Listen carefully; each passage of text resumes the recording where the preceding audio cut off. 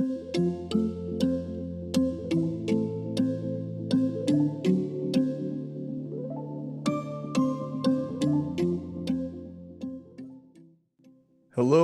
welcome. My name's Trent Merrill. I'm the creator and the teacher of Focus and Flow. This is a course that's designed to help teens navigate through distraction in this digital age that we live in. I originally gave this presentation at a homeschool conference this past summer. The audio for that homeschool conference has not yet been released, and I wanted to get this information out to you, the parents, before the school year begins. So I've created this webinar. I'm going to walk through the presentation that I gave.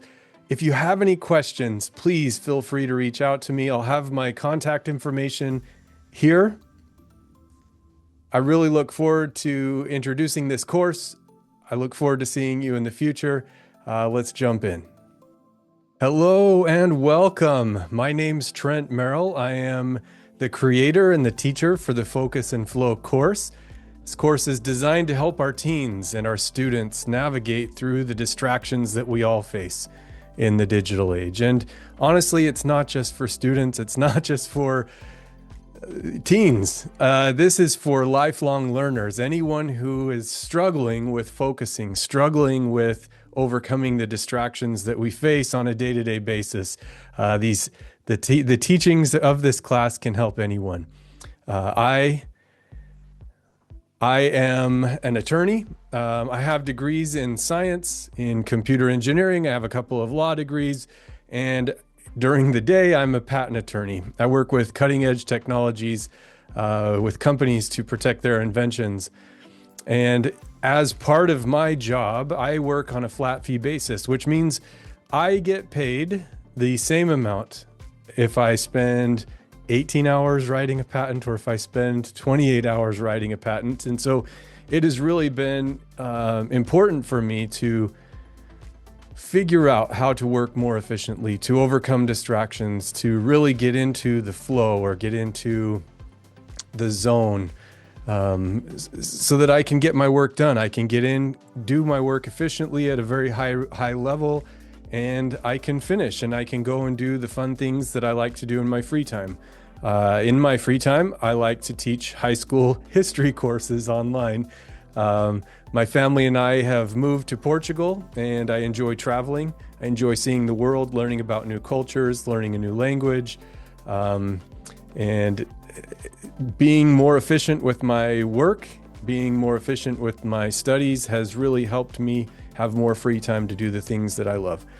I'm the co-founder of a travel company. It's an educational tour company called Carrick Tours. We offer curriculum-based travel. I'll talk a little bit more about those opportunities at the end of this webinar. I've been teaching at the Well-Educated Heart Academy for 4 years. I've been a homeschool dad for 14 years, and I love learning. I am a lifelong learner. I'm always in the pursuit of learning something new. And in this case, creating a course to share some of the things that I have learned that have benefited me in my career. I think for the longest time, distraction to me was something that I approached as a self-discipline issue. I had this experience about a year ago with my almost 16-year-old son who was taking a really long time to do his math assignment. I can't remember exactly what we had going on, but I was waiting for him to finish so that we could go do something fun. And when I was told that had taken him over an hour to do just a few problems, I was a little bit frustrated, and I said something maybe that you've said before, like, just buckle down, just focus. All you have to do is focus, and if you focus, you'll get it done. But we might also say things like you need more self-control. You just need to focus, like I was just saying. Stop wasting time. But that doesn't tell the whole story. My son was not defying me. My son was wanting to get his math done so that he could get on with his day. He's a great kid. All of my kids are truly, truly great kids. They're not lazy. They're not weak. They're not broken. They just have not been taught how to overcome the distractions. And truth be told, our attention has become an industry. We've all felt it. as we're on social media, people, incredibly intelligent people that are paid lots of money. I mean, I have a master's degree in computer engineering. I went to school with some really, really brilliant people who work for companies that are trying to figure out how to keep you on their platform longer, how to keep people scrolling, how to keep people clicking, keep watching. So many things in, speaking to the parents, so many things in our lifetime have changed in technology. I remember when YouTube autoplay came out, when you don't even have to click on the next video, and just this super interesting video based on your likes and your preferences can just automatically start playing without pushing a button, right? And when we first had Facebook or other social media, you used to be able to scroll to the bottom of the feed and it would end and you would reach the bottom. And now we have infinite scroll, things that keep us there, keep us going. We have constant notifications, constant suggested videos when we're on platforms like YouTube. It's not accidental.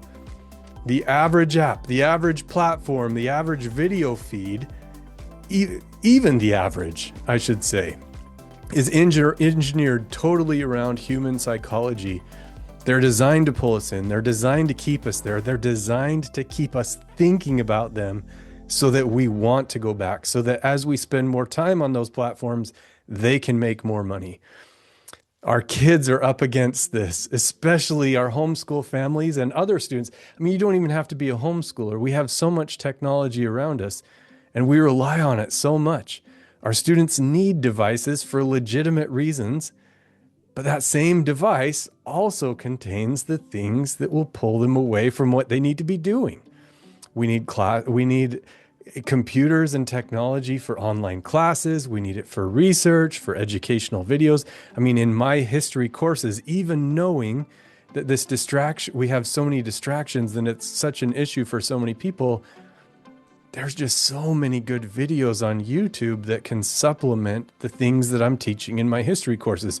When we're talking about World War II and we're talking about paratroopers, there's some really interesting videos on how paratroopers are trained to jump out of a plane that really add a lot of color and context to the things that we're talking about.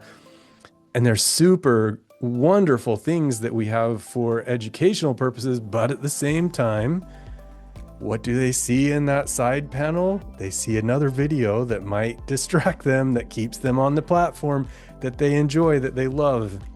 And so the same device that we equip our students with to learn wonderful things is the exact same device that can pull their attention into 100 different directions.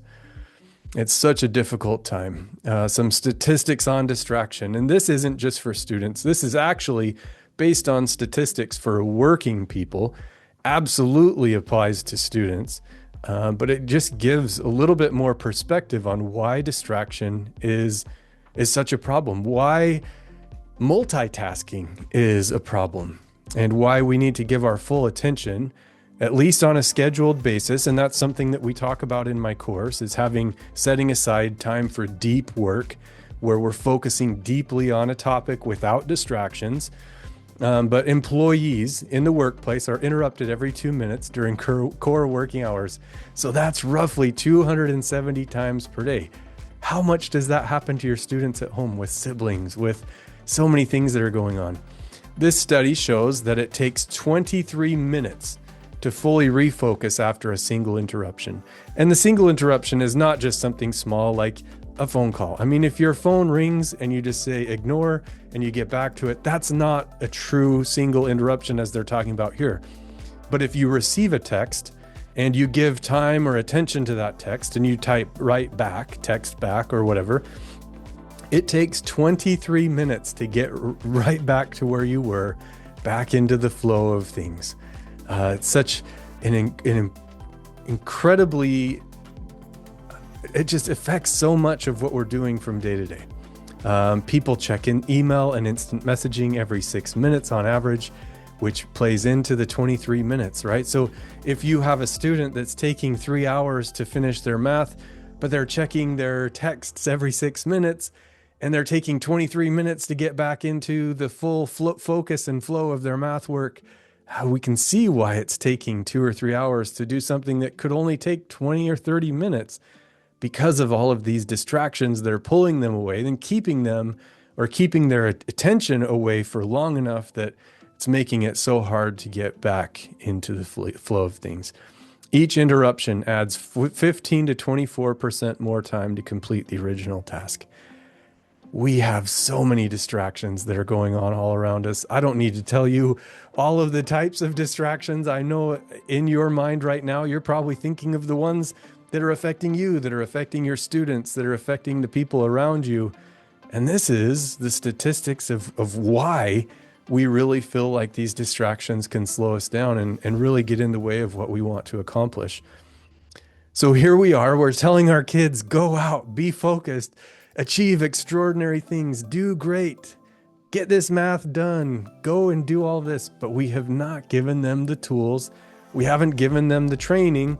We've just set these lofty expectations for them to go out and battle the YouTubes, the TikToks, the Minecraft, all of this stuff. We have our students sitting here facing this battle of people who are so smart, so intelligent, that have so much money behind them trying to figure out ways to keep our distraction, to keep us on their platform for longer. Are we equipping our kids to win? What are we doing to help them? That's what this course is all about, helping them overcome. So here we have this student who is attached on their focus and flow, the things that they've learned in the class, and they don't have to battle this huge army that's coming after them. They can fly over it and see the sunlight. Just so much darkness and dreary, and it looks so intimidating. But when we give them the tools, they can overcome it. The good news, as I mentioned earlier, I used to think, and many people think, that overcoming distraction is a self-discipline issue. It's not. Attention can be trained. Focus can be trained. Focus can improve. Habits can change. We can do things with ourselves, with our environment. We can trick our mind using the exact same tools that the YouTubes, the Facebooks, all of these things, those tools that they're using to keep us on the platform, we can use on ourselves and our own brains, our own minds to control that, to overcome it.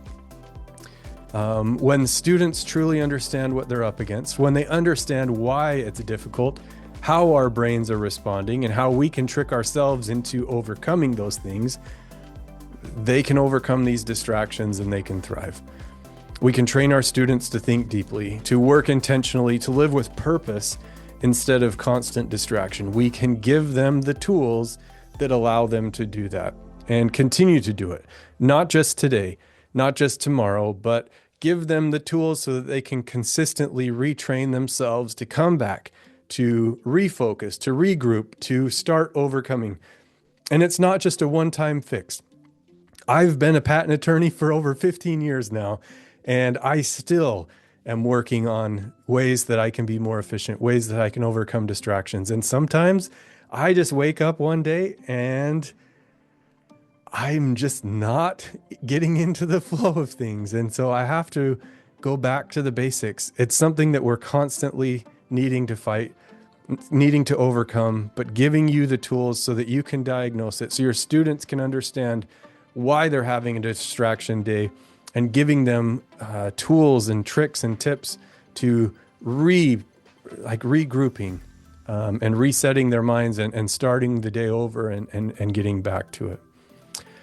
What this class covers, I will teach the students how to understand distraction, why we get distracted, how the brain responds to dopamine, why we seek novelty, why notifications can be so troubling or so difficult for us to overcome, how we can manage those things. We talk about mental health and overstimulation, and we talk about focus training our focus, learning how that we can do deep work, how we can put away things from our environment, clean our environment, how we can just use the same tools that to help our minds want to do the things that need to be done when they need to be done. This isn't something that's anti-technology. I mean, I'm using technology to bring this class to you. But what it is there's a time and a season for everything. There's a time during the day where we need to focus, where we need to think deeply, we need to get our work done. And once that work is done, go have fun. Do the things that you enjoy. In this class, we talk about what distraction actually does to the brain, how dopamine affects it. And we'll also talk about real life strategies. So as I mentioned, organizing environment, managing devices, controlling notifications, creating deep work habits, and learning how to actually focus, and using these practical strategies for school, for life. In my class, I have promised that students will get at least 30 to 40 minutes back per day. If you implement the things that I'm teaching, if you do what we're practicing, you will have more time in your day to get back to doing things that you love, having more time to do hobbies, music, do whatever it is. I had a student in one of my classes that was starting to implement some of these tips and tricks that we teach in the class, understanding how dopamine affects our brains and how we can control that and reset it, how we can change our environment and organize it. And he came to class and he said, I used to consistently get my homework done by 5 p.m. Sometimes I would get close to being done and I'd go to tennis practice or a church activity and I would have to come back and finish it after I got back. And now I'm consistently getting my homework done before lunch. And the way he told me about it, he's saying, but that's a problem. What on earth do I do now with the extra time? What do I do with the 4 hours of my day? And he ended up finding plenty of things to do. And he now uses those things, those new hobbies and new teams that he joined to go out and that's his motivation to get work done now, is so that he can get out on the bike trail or to go out and do some of the things that he loves and he's working on. So it is an awesome problem to have when we're creating enough time by being focused, by getting our schoolwork done when it's supposed to be done. We have a lot more time to do the fun things that could be a distraction some days, but because we're using this correctly, because we're doing the schoolwork when it needs to be done, they have the rest of the day to go and do fun things and improve their talents.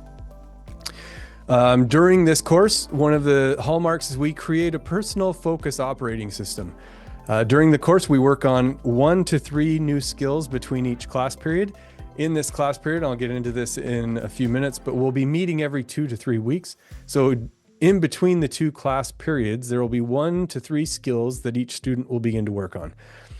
Each student from the beginning will begin creating their own personal operating system. So this class is developing their operating system for themselves. It's their own user's manual. It's their own notes, so that when they're in a moment where they have clarity, where they're seeing things, where they're experiencing a lot of focus, where they're overcoming the distractions, they can take notes and see what's working for them.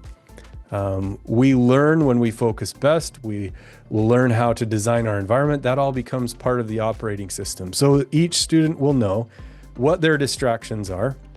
We'll have exercises where we'll be keeping track of the distractions that we're encountering, sort of like a calorie counter throughout the day. We'll be counting the distractions and seeing what kind of distractions we face the most, and then we'll start developing a plan for each student. They'll be developing their own plan based on the things that we talk about, so that they know how to overcome the distractions and they overcome it in a way that works best for them. We keep notes. We create a map so that when we're having a rough time with specific distractions, we can take specific actions that work for that student and has worked in the past, to build new habits and to build new behaviors and to overcome this.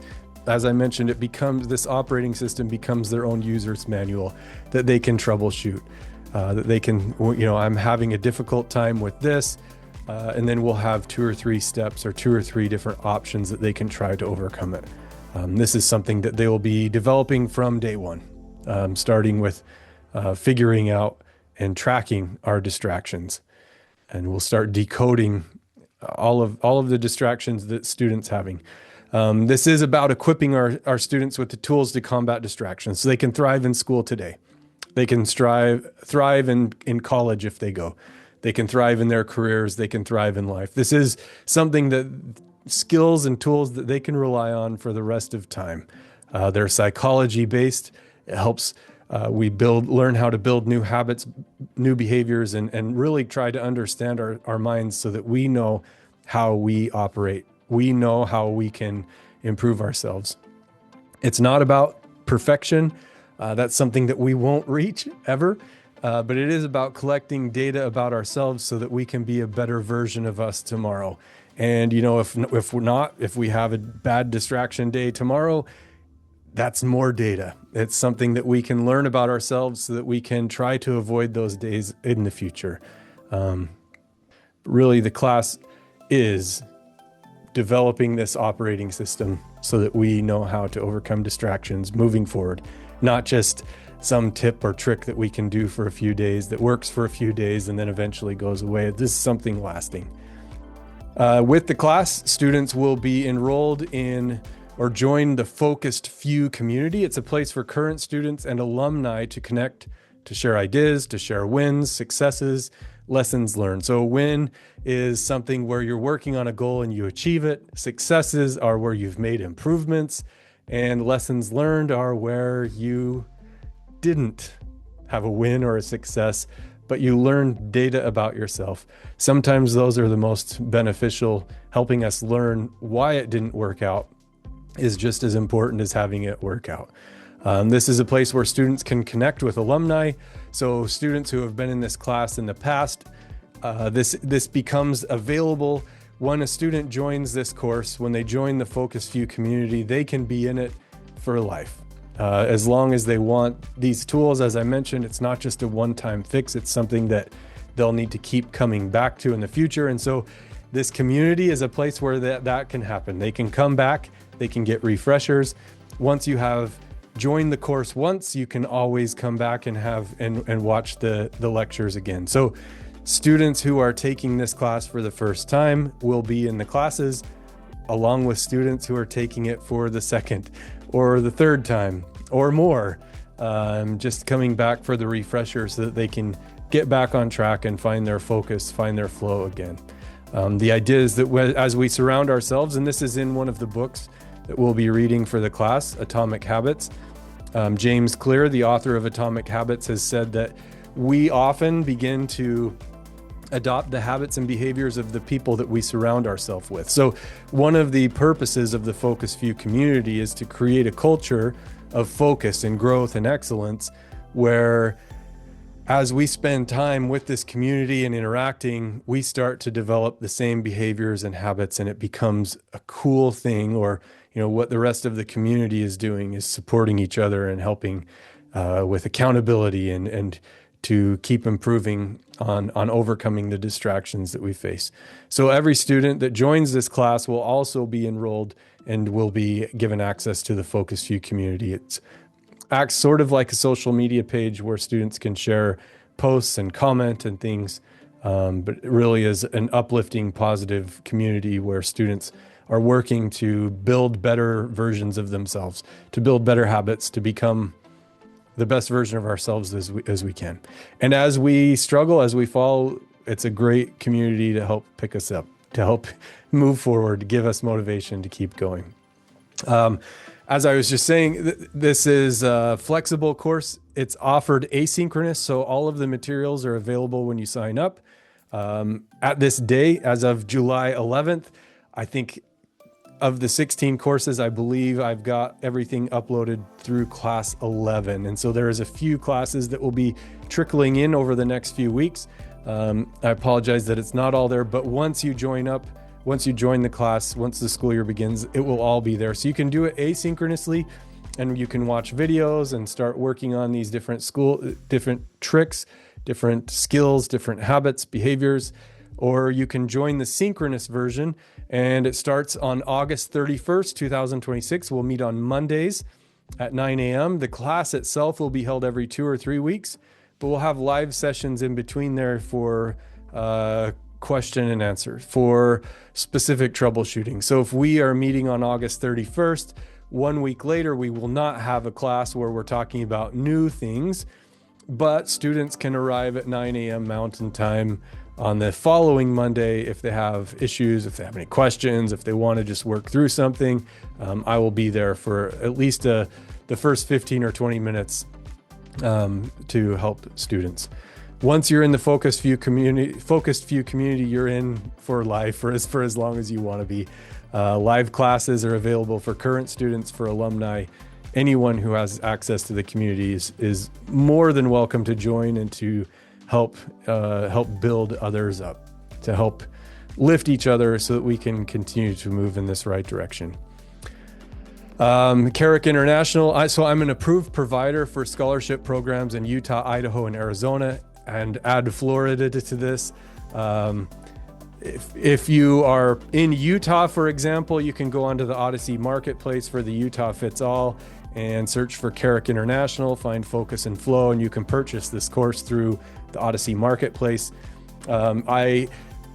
I can issue you an invoice for Arizona, for Idaho's Harmony program, or for Florida also, and I can receive payment from those states. If you're in a state that is not Utah, Idaho, Arizona, or Florida, and you have a scholarship program that might pay for a class like this, please reach out to me.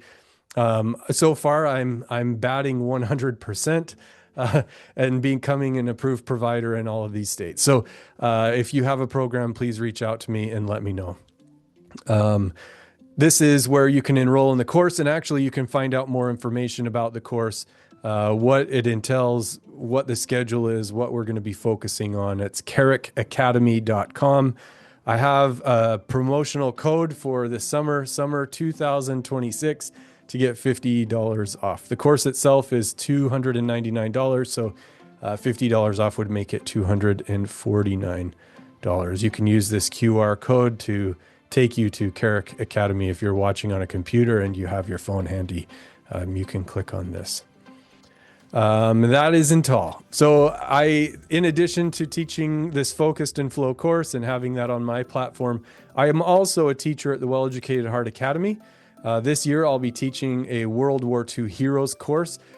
I have two versions of the class. This is part one of the course, where we'll focus on the Western European front. So the first half of the year, we spend roughly 16 classes talking about saboteurs, helpers, resistors, non-combatant people, and the work that they were doing through World War II. And then for the remaining 16 classes, we'll be focusing on the Miracle of Dunkirk. We'll be focusing on D-Day, and then the Allied forces as they march toward Berlin and some of the battles, the key battles that took place.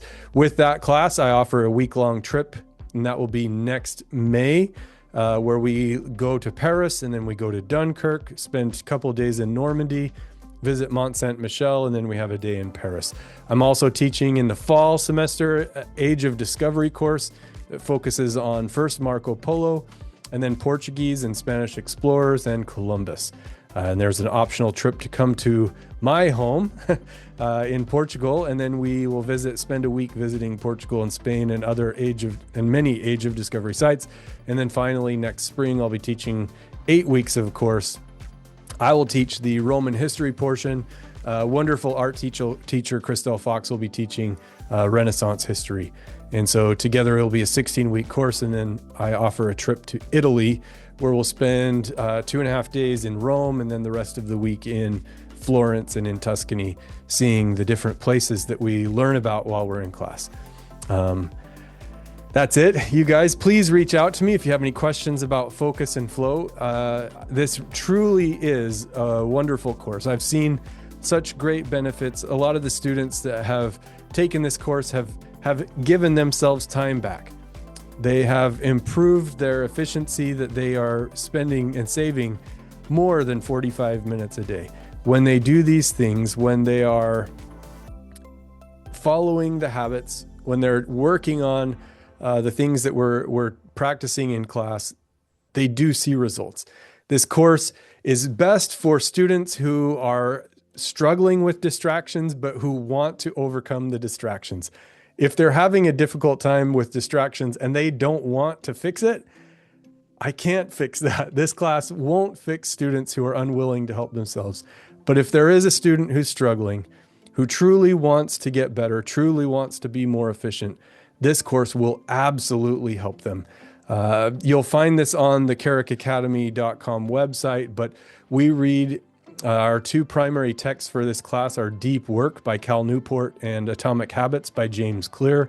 We sprinkle in some other things, other readings here and there, but we also have some supplemental content with YouTube videos and videos that I create to help demonstrate or to help talk about why it's important, some of these habits and behaviors that we're working on, how they can help us with our focus, with our flow, that we can get in the zone and do our work and get things done when they need to be done and create more time for the things that we love. That's it, you guys. Please reach out to me if you have any questions. I love this class. I love the topic. It's something that has really benefited my life. I hope that I can benefit your life and your students' lives with it too. Have a great rest of your day. We'll see you soon.